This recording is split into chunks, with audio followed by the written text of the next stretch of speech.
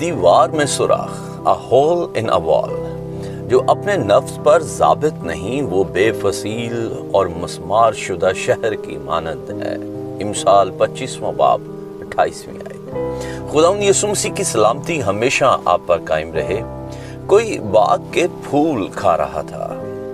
ابھی کل ہی تو خوبصورت نئے پھول کھلے تھے، لیکن اب صرف ٹہنیاں ہی نظر آ رہی تھیں۔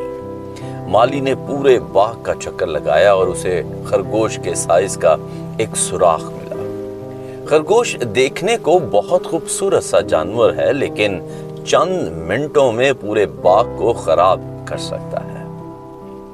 میں سوچتا ہوں کیا میری زندگی میں خدا کے کردار کے پھولوں کو کترنے والے گھس بیٹھیے تو نہیں ہیں؟ ہماری کلیدی آیت یہی بیان کر رہی ہے کہ جو اپنے نفس پر ضابط نہیں وہ بے فصیل اور مسمار شدہ شہر کی مانند ہے۔ یہاں نفس سے مراد روح ہے، یعنی ایسا شخص جو اپنی روح پر قابو نہیں رکھتا۔ وہ اس شہر کی مانند ہے جس کی دیواریں ٹوٹی ہوئی ہوں۔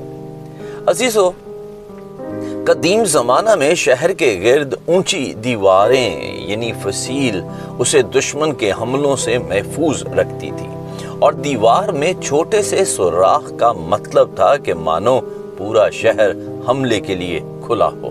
لہٰذا ہمیں اپنے چھوٹے چھوٹے سوراخوں کو چیک کرنے اور ان کی فکر کرنے کی ضرورت ہے۔ بائبل ہمیں اپنے نفس کو قابو میں کرنے کے بہت سے طریقے سکھاتی ہے، جیسا کہ امثال 25واں باب اور اس کی 16ویں آیت، کیا تو نے شہد پایا؟ تو اتنا کھا جتنا تیرے لیے کافی ہے، مبادا تو زیادہ کھا جائے اور اگل ڈالے۔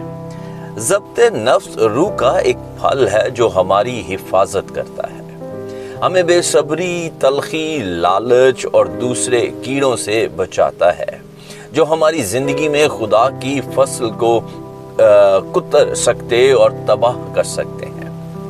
خود پر قابو رکھنا ایک صحت مند ذہنیت ہے جو ہماری زندگی کی دیواروں میں موجود سوراخوں کی مرمت کرتی رہتی ہے۔